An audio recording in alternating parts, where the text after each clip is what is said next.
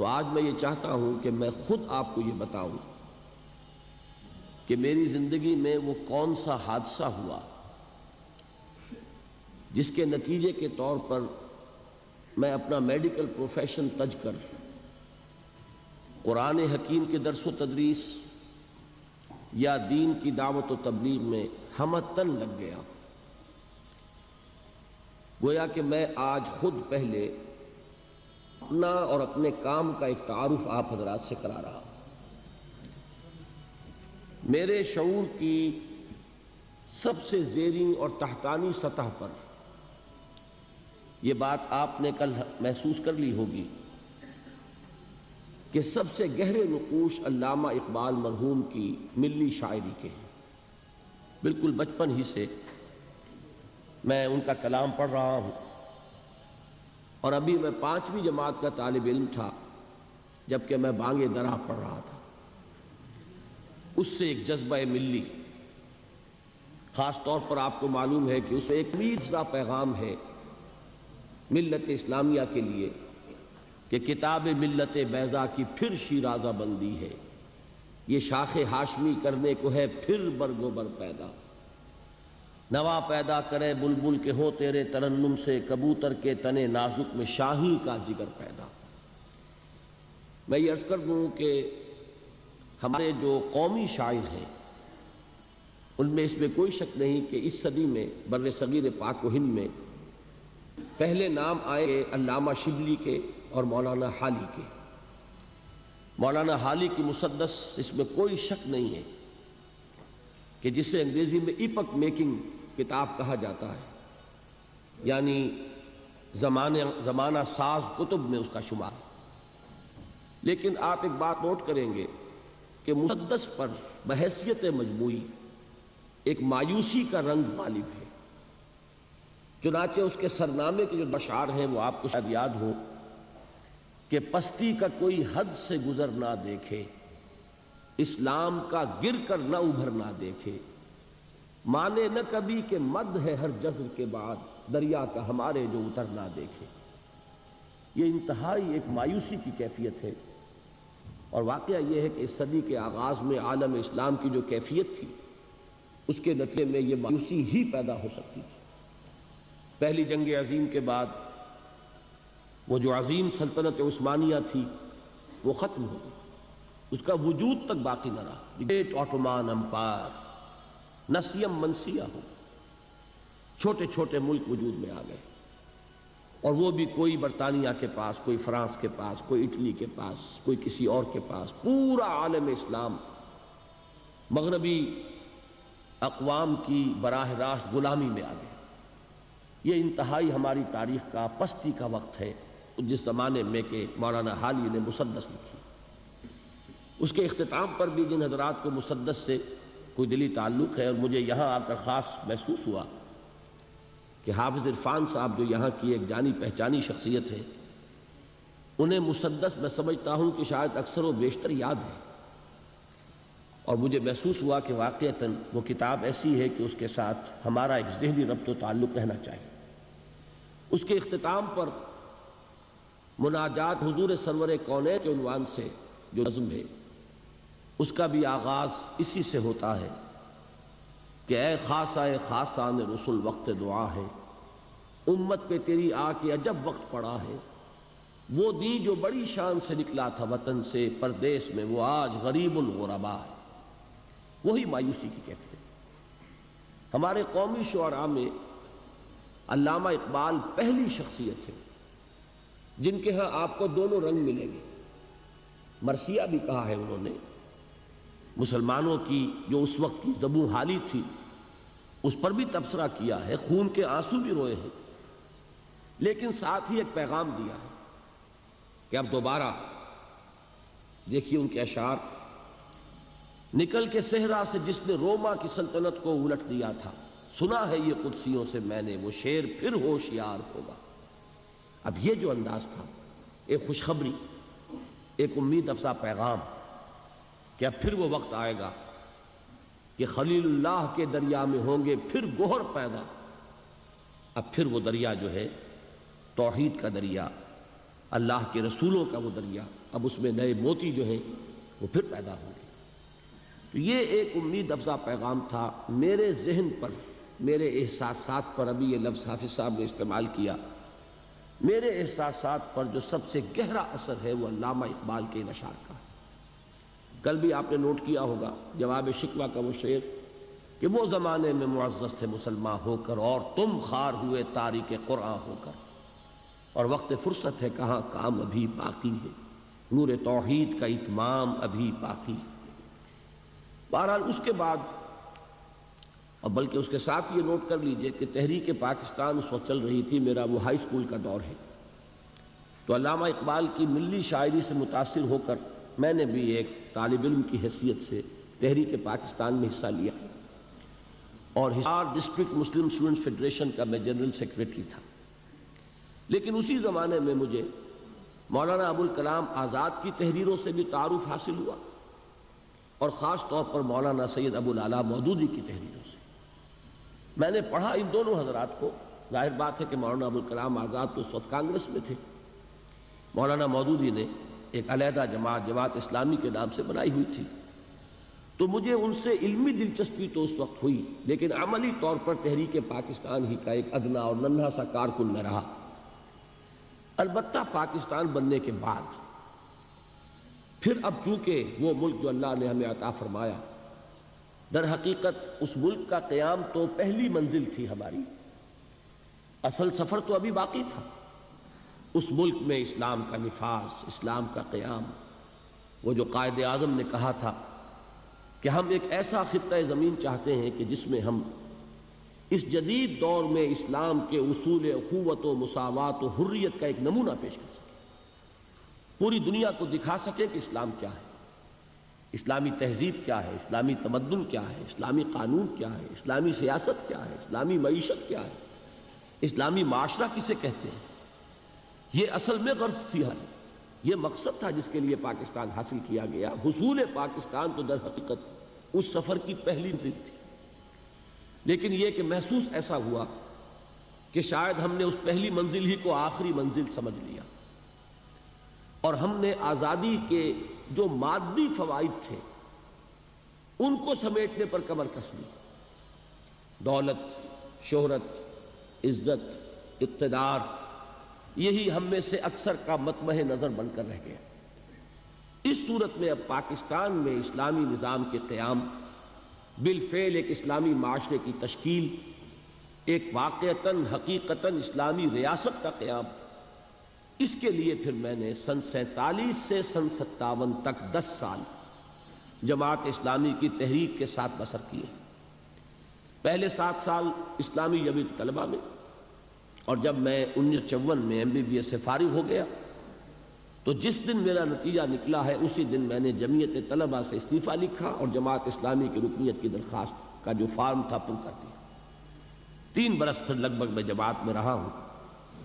وہاں سے جو علیحدگی ہوئی اس کا سبب کیا تھا، یہ بات ہے اصل میں جو میں چاہتا ہوں کہ آپ کے سامنے آ جائے تو معلوم ہوگا کہ جو کچھ میں اب کر رہا ہوں اس کا کیا پس منظر ہے، صغرا کبرا کیا ہے، اس کی لاجک کیا ہے۔ میں نے یہ محسوس کیا کہ ہم اس ایزمپشن پر اور اس مفروضے پر آگے چل رہے ہیں کہ جب ہم سب مسلمان ہیں تو اسلامی نظام قائم ہو جانا چاہیے، جبکہ واقعہ یہ ہے کہ 200 برس کی غلامی نے اور مغربی تہذیب کے غلبے نے ہماری ایمان کی جڑوں کو کھوکھلا کر دیا۔ ہم مسلمان صرف وراثتاً ہیں، صرف نسلاً ہیں۔ ہم مسلمان اس لیے ہیں کہ مسلمان والدین کے ہاں پیدا ہو گئے،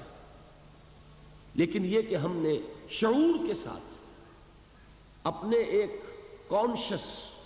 اور شعوری فیصلے کے طور پر اسلام کو قبول نہیں کیا۔ اور ایمان اگر ہم اپنے دلوں میں جھانکیں تو محسوس ہوگا کہ وہ صرف ایک ڈوگما ہے، ایک عقیدہ ہے، موروثی عقیدہ۔ اس ایمان کی ریئلائزیشن، اس کا شعور، وہ در حقیقت ہمیں حاصل نہیں، جس کا نام یقین کہا جائے گا، جس کو علامہ اقبال نے کہا ہے کہ یقین پیدا کرے ناداں، یقین سے ہاتھ آتی ہے وہ درویشی کہ جس کے سامنے جھکتی ہے فخوری۔ وہ یقین جب تک نہ ہو اس وقت تک اسلام پر عمل نہیں ہو سکتا۔ تو میں اس نتیجے پر پہنچا کہ محض اس نعرے کی بنیاد پر کہ ہم مسلمان ہیں، پاکستان میں اگر 95%، 96% لوگ مسلمان ہیں تو یہاں اسلام آنا چاہیے، یہ دلیل تو صحیح ہے، لیکن اس دلیل سے اسلام آئے گا کبھی نہیں۔ اس کے لیے دو چیزوں کی ضرورت ہے۔ پہلی چیز یہ کہ خاص طور پر جو پڑھا لکھا طبقہ، اور پڑھے لکھے سے میری مراد ہے جدید تعلیم یافتہ طبقہ، اس لیے کہ ہمارے ہاں تعلیم کے دو نظام چل رہے ہیں۔ ایک قدیم ہمارا دینی نظام تعلیم ہے، ایک تو اس سے لوگ فارغ التحصیل ہوتے ہیں، وہ بھی پڑھے لکھے ہیں یقیناً، اور دوسرے نظام کے مقابلے میں زیادہ پڑھے لکھے ہیں۔ لیکن میں جس طبقے کا ذکر کر رہا ہوں کہ معاشرے میں جس کو کہ اصل فیصلہ کن حیثیت حاصل ہو چکی ہے، وہ تو جدید تعلیم یافتہ طبقہ ہے، اس لیے کہ پورے ملک کی باغ ڈور اس کے ہاتھ میں ہے۔ اس جدید تعلیم یافتہ طبقے کے اندر تجدید ایمان کو اثر نو مستحکم کرنے کی ایک تحریک برپا کی جائے۔ پہلے تو یہ چیز جو ہے وہ ضروری ہے، اس لیے کہ بہت صحیح کہا جس نے کہا کہ گلا تو گھونٹ دیا اہل مدرسہ نے تیرا، کہاں سے آئے صدا لا الہ الا اللہ۔ ہم نے برٹرنڈ رسل کو پڑھا ہے، ہم نے ڈارون کو پڑھا ہے، ہم نے فرائڈ کو پڑھا ہے، ہم نے مارکس کو پڑھا ہے، تو ایمان کہاں سے آ جائے گا؟ ان نظریات نے ہمارے ذہنوں میں تصادم پیدا کیا ہوا، کانفلکٹ ہے، تضادات ہے، ہم کچھ مانتے کچھ اور ہیں، کرتے کچھ اور ہیں۔ اس کی وجہ یہی ہے کہ وہ ایمان کی حقیقت ہمیں حاصل نہیں۔ اس کے لیے خصوصاً جدید تعلیم یافتہ طبقے میں تجدید ایمان کی ایک تحریک۔ اب ظاہر بات ہے کہ تجدید ایمان کے لیے ہمارے پاس سورس کیا ہے، ایمان کہاں سے ملے گا؟ میں تفصیل کے ساتھ بھی انشاءاللہ ان ایام میں کسی موقع پر عرض کروں گا، اس وقت اجمالاً صرف چونکہ عرض کر رہا ہوں، تو میں جس نتیجے پر پہنچا وہ یہ کہ منبع ایمان اور سرچشمہ یقین قرآن حکیم ہے۔ مولانا ظفر علی خان کا بڑا پیارا شعر ہے، سادہ سا شعر ہے، لیکن بڑی عظیم حقیقت کو لیے ہوئے کہ وہ جنس نہیں ایمان جسے لے آئیں دکان فلسفہ سے، ڈھونڈے سے ملے گی عاقل کو قرآن کے سی پاروں۔ قرآن وہ نور ہے کہ جو اندھیروں سے نکال کر روشنی میں لاتا ہے۔ اندھیرے کون سے ہیں؟ کفر کا اندھیرا، شرک کا اندھیرا، الحاد کا اندھیرا، مادہ پرستی کا اندھیرا، یہ تمام اندھیرے۔ سورہ حدید میں فرمایا گیا هو الذی ينزل على عبده آیات بینات لیخرجکم من الظلمات الى النور وان اللہ بکم لرؤوف الرحیم۔ وہی ہے اللہ جو اپنے بندے پر صلی اللہ علیہ وسلم یہ آیات بینات نازل فرما رہا ہے تاکہ وہ ان کے ذریعے سے تمہیں اندھیروں سے نکال کر روشنی میں لائے۔ تو یہ جو ظلمات ہیں، کفر اور شرک اور الحاد اور مادہ پرستی، ان کے اندھیروں سے نکالنے والی کوئی چیز ہے تو وہ قرآن مجید کا نور۔ تو پہلا فیصلہ میرا یہ ہوا کہ مجھے اپنی توانائیاں، اپنی قوتیں، اپنی صلاحیتیں جو بھی اللہ نے عطا فرمائی ہیں، ظاہر بات ہے لا یکلف اللہ نفسا الا وسعها، اللہ تعالیٰ نے ہر انسان کو جو بھی صلاحیتیں اسے عطا فرمائی ہیں اسی کے مطابق مکلف ٹھہرایا۔ جس میں جتنی استعداد ہے اتنا ہی وہ ذمہ دار ہے، اتنا ہی جواب دہ ہوگا۔ زیادہ استعداد ہے زیادہ جواب دہی ہوگی، کم استعداد ہے کم محاسبہ ہوگا، یہ اللہ تعالیٰ کا قانون ہے۔ تو بہرحال جو بھی کچھ تھوڑی بہت حقیر سی جو بھی صلاحیت ہے، استعداد ہے، اس کا اولین مصرف ہوگا وہ جو میں نے کل حدیث نبوی کے حوالے سے آپ کے سامنے رکھا تھا کہ حضرت عثمان بن عفان رضی اللہ تعالی عنہ ذو النورین وہ فرماتے ہیں کہ حضور نے ارشاد فرمایا صلی اللہ علیہ وسلم خیرکم من تعلم القرآن وعلمہ، تم میں سے بہترین لوگ وہ ہیں جو قرآن سیکھیں اور سکھائیں، قرآن کا علم حاصل کریں اور اسے دوسروں تک پہنچائیں۔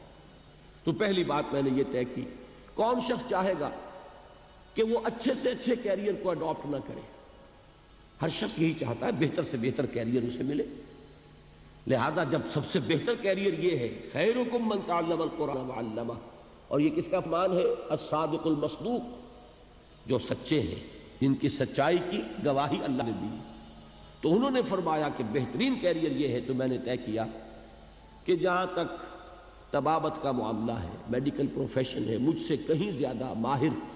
اطباء اور معالج موجود ہیں۔ یہ کام ایسا نہیں ہے کہ اس کی کوئی کمی واقع ہو جائے گی اگر میں نے اپنی توانائیوں میں اور میں نے اللہ کی اس کتاب کے لیے وقت نکالنا شروع کر دیا۔ تو بہتر سے بہتر معالجین موجود ہیں، مجھ سے بہت بہتر، بہت اعلیٰ کوالیفائڈ لوگ، لیکن واقعہ یہ ہے کہ اس دور میں ایک خلیج جو پیدا ہو چکی ہے ہمارے معاشرے میں، کہ ایک طرف رجال دین ہے جو دینی درسگاہوں سے پڑھ کر نکلتے ہیں، ایک طرف جدید یونیورسٹیوں سے اور کالجز سے پڑھ کر لوگ نکلتے ہیں، ان دونوں کے مابین کمیونیکیشن نہیں ہے۔ علماء علم کے پہاڑ ہیں، لیکن جدید تعلیم یافتہ لوگوں سے ان کے ذہنی سطح پر گفتگو نہیں کر سکتے، وہ اپنی اصطلاحات میں کلام کرتے ہیں، اور وہ اصطلاحات جو ہیں جدید تعلیم یافتہ لوگوں کے چونکہ علم میں نہیں ہے، لہذا ان تک وہ بات پہنچتی نہیں۔ میں ایک مثال دیا کرتا ہوں کہ جیسے تربیلا ڈیم ہے، منگلا ڈیم ہے، کتنا پانی ہے، لیکن وہ پانی بیکار ہے جب تک کہ وہ ڈسٹریبیوشن چینل جو ہے پانی کی تقسیم کے لیے نہروں کا جو نظام ہے، جب تک کہ وہ نہروں سے ہو کر، راجباہوں سے ہو کر زمین پر پانی نہیں پہنچے گا، تربیلا ڈیم میں کھڑا ہوا وہ پانی کو فائدہ نہیں پہنچائے گا۔ تو اس وقت صورت یہ ہو چکی ہے کہ علماء کرام علم کے ڈیم ہیں، بہت بڑے بڑے ڈیم، ان کے پاس وہ تمام علوم موجود ہیں، کتاب اللہ، سنت رسول، اور پھر ہماری فقہ، اس کا سارا علم موجود ہے، لیکن وہ جو ڈسٹریبیوشن چینلز کا کام ہے وہ نہیں ہو پا رہا، ایک گیپ آف کمیونیکیشن ہے۔ تو اگر اللہ تعالیٰ نے مجھے کوئی صلاحیت ایسی عطا فرمائی ہے، چونکہ میں ان میں سے ہوں، جدید تعلیم یافتہ ماحول سے نکلا ہوں، میں ان کی اصطلاحات سے واقف ہوں، میں ان کے ذہنی اشکالات سے واقف ہوں، میں جانتا ہوں ان کا ذہن کہاں رکتا ہے، کس بات کا جواب چاہتا ہے، کس مسئلے کا حل چاہتا ہے۔ اس مسئلے کا جواب اگر ایک فتوے کی شکل میں دیا جائے وہ قابل قبول نہیں ہوگا جب تک کہ وہ سمجھایا نہ جائے، ان کی بولی میں، ان کی زبان میں، ان کی ٹرمینالوجی میں، ان کی اصطلاحات میں جب تک بات نہیں کی جائے گی، ابلاغ کا حق ادا نہیں ہوگا۔ اور یہ اللہ نے اگر مجھے صلاحیت عطا فرمائی ہے کہ یہ کام میں کر سکتا ہوں، تو ہر چیز کو تج کر مجھے اسی کام میں لگ جانا۔ دوسری بات جو مجھے ضروری محسوس ہوئی وہ یہ کہ ہمارے ہاں جو لوگ دیندار ہیں ان لوگوں میں بھی ایک بہت بڑی کمی ہے، وہ یہ کہ فرائض دینی کا ایک جامع تصور ان کے سامنے نہیں۔ وہ یہ جانتے ہیں کہ نماز فرض ہے، 5 وقتہ نماز ادا کرتے ہیں، وہ جانتے ہیں کہ رمضان کے روزے فرض ہیں، وہ جون کے روزے ہو، جولائی کے روزے وہ رکھیں گے، وہ جانتے ہیں کہ زکوٰۃ فرض ہے، وہ ادا کریں گے، لیکن اس سے آگے تصور کہ دین یہ چاہتا ہے کہ اسے غالب کیا جائے، اسے قائم کیا جائے، اسے نافذ کیا جائے، اسے ایک نظام زندگی کی حیثیت سے بالفعل برپا کیا جائے۔ دین اپنا غلبہ چاہتا ہے، دین صرف عبادات پر قانع ہونے کے لیے تیار نہیں ہے کہ مسجد میں تو اللہ تعالیٰ کو مان لیا جائے کہ سب سے بڑی قوت وہ ہے، لیکن پارلیمنٹ میں اس کو داخل بھی نہ ہونے دیا جائے، یہاں اللہ کی بات نہیں چلے گی، یہاں رسول کی بات نہیں چلے گی۔ یہ بات اگر ہے تو اس کا مطلب یہ کہ ہم نے دین کا ایک بڑا محدود سا تصور اپنے سامنے رکھا ہوا۔ ضرورت اس بات کی ہے کہ جن لوگوں کے اندر وہ مذہبی جذبہ موجود ہے انہیں یہ بتایا جائے کہ دین کے اصل تقاضے کیا ہے، دین چاہتا کیا ہے، کیا ذمہ داریاں صرف نماز روزہ ادا کر کے پوری ہو جاتی ہیں، یا یہ کہ اس سے بیونڈ، اس سے ماورا بھی دین کا کوئی تقاضا ہے، اس کا مطالبہ ہے۔ اب اگر یہ چیز میں اپنی تقریر، اپنی تصنیف کے ذریعے لوگوں کے سامنے رکھوں تو اس کا وہ وزن نہیں ہوگا، لیکن اگر قرآن حکیم کے حوالے سے رکھوں کہ یہ ہے قرآن جو تم سے یہ چاہتا ہے، یہ ہے قرآن جس نے کہ تمہاری فرائض کا یہ تصور دیا ہے،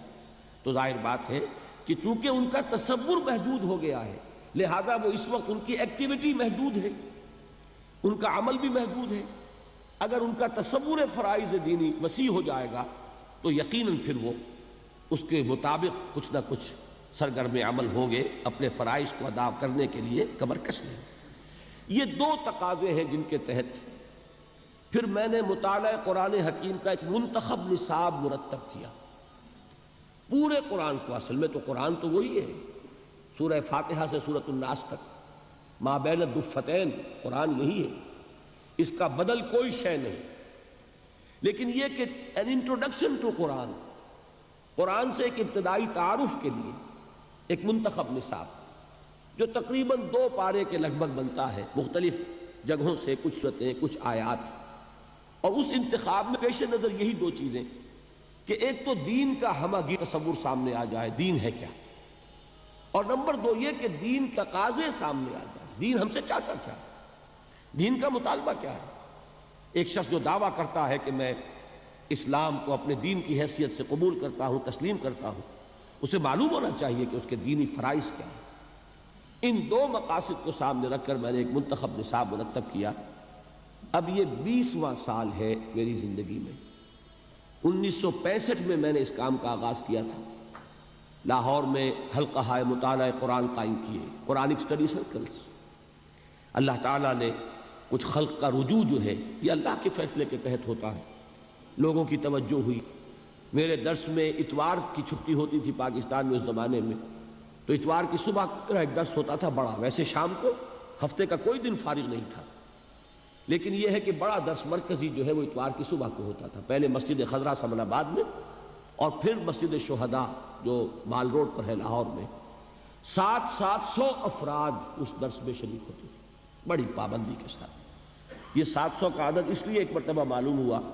کہ ایک کتاب ایک روز ہم نے تقسیم کی اس درس میں، تو معلوم ہوا کہ اس کے 700 نسخے اس وقت لگے، جو لوگ موجود تھے انہوں نے لیے۔ یہ سارا کام میں کر رہا تھا تنہا، نہ کوئی تنظیم، نہ کوئی جماعت، نہ کوئی ادارہ، بالکل اپنی ذاتی حیثیت۔ لیکن یہ کہ اس کے بعد جب ہم خیالوں کا ایک حلقہ پیدا ہو گیا، تو پھر 1972 میں یعنی 7 سال بعد پھر میں نے مرکزی انجمن خدام القرآن لاہور قائم کی۔ جو لوگ اس کام میں میرے ساتھ شریک ہونا چاہیں، ساتھی بننا چاہیں، اس لیے کہ اب اس کام کو آگے بڑھانے کے لیے پیسہ بھی درکار ہے، کتابیں چھپنی چاہیے، اور یہ کہ اس کام کو آگے بڑھانے کے لیے جو بھی مالی وسائل درکار ہیں، وہ کسی فرد کا معاملہ ہوگا تو اس پر 100 طرح کی انگلیاں اٹھیں گی۔ ہو سکتا تھا اس سے پہلے میں نے اپنا دارالاشاعت قائم کیا ہوا تھا، لیکن یہ کہ میں نے اب انجمن کے تحت وہ سارا کام دے دیا تاکہ یہ کسی فرد کی ملکیت نہ ہو۔ میں آپ کو بتانا چاہتا ہوں کہ میری مطبوعاتیں، میرے کیسٹس سے ایک پیسے کی آمدنی مجھے نہیں، میرا اس سے کوئی تعلق نہیں۔ اول تو میری مطبوعات کا جہاں تک تعلق ہے، انجمن خدام القرآن نے بھی اپنا اس پر کوئی رائلٹی، اپنا کوئی حق تصنیف نہیں رکھا۔ کھلی اجازت ہے، جو شخص چاہے ان کو چھاپے، بیچے یا ویسے ہی تقسیم کرے، عام دین کی تبلیغ کے لیے ان کو ڈسٹریبیوٹ کرے، کھلی اجازت ہے، یہ ہمارے ہر کتابچے پہ لکھا ہوا ہوتا ہے۔ لیکن یہ کہ اس کے لیے بہرحال وسائل درکار تھے، تو مرکزی انجمن خدام القرآن قائم ہوئی 1972 میں۔ لیکن اس کے بعد ایک سوال پیدا ہوا کہ قرآن جو کچھ بتا رہا ہے، دین کے غلبے کی عملی جد و جہد، اب محض ایک انجمن سے تو کام نہیں چلے گا، اب ایک تنظیم درکار ہے، ایک جماعت درکار ہے، ایسے لوگوں کی جو اپنا تن من دھن اس کے لیے لگانے کے لیے تیار ہو جائے، جو اپنے آپ کو ایک ڈسپلن میں دینے کے لیے تیار ہے، جو سمع و طاعت کے نظام میں آنے کو تیار ہے۔ تو اس کے لیے پھر 1975 میں تنظیم اسلامی ہم نے قائم کی۔ جب تک میں تنہا کام کر رہا تھا اس تک میرا مطلب بھی ساتھ کے ساتھ جاری تھا۔ وہ حسرت موہانی کا بڑا پیارا شعر ہے، کیا طرفت طبیعت ہے، کیا طرفت تماشا ہے، حسرت کی طبیعت بھی ہے، مشق سخن جاری اور چکی کی مشقت بھی۔ تو میں مطلب بھی کرتا تھا اور یہ کام بھی کر رہا تھا، درس قرآن بھی تھا، وثاق بھی شائع کر رہا تھا، دارالاشاعت بھی تھا۔ لیکن سن 71 کے حج کے موقع پر میں نے فیصلہ کیا، یہ فروری سن 71 کی بات ہے، کہ اب میری جتنی توانائیاں ہیں، جو قوتیں ہیں، جو صلاحیتیں ہیں، وہ اب ہمہ تن ہمہ وقت اسی کام کے لیے وقف رہیں گی۔ چنانچہ میں نے اپنے مطلب کو بند کیا، اور اس کے بعد سے اب تک میں نے پھر کوئی ایک منٹ بھی کسی معاشی جد و جہد میں صرف نہیں کی۔ باقی یہ ہے کہ اللہ تعالیٰ صورت پیدا کرتا ہے، رزاق وہ ہے، اس نے آج تک کوئی تنگی نہیں آنے دی، کوئی میرے لیے مشکل مرحلہ نہیں آیا۔ اللہ تعالیٰ امتحان آزمائش سے بچا کر رکھے، اور آزمائے تو اس میں استقامت عطا فرمائے کہ وہ بھی صرف اسی کی توفیق سے انسان کسی امتحان میں کامیاب ہو سکتا ہے۔ لیکن بہرحال سن 71 کے بعد سے یہ سن اب 85 ہے، یہ سمجھ لیجئے کہ 15واں سال ہے کہ میری توانائیاں، میرے اوقات، میری جو بھی صلاحیتیں ہیں حقیر سی اللہ کی عطا کردہ، وہ سب کی سب اسی کام کے لیے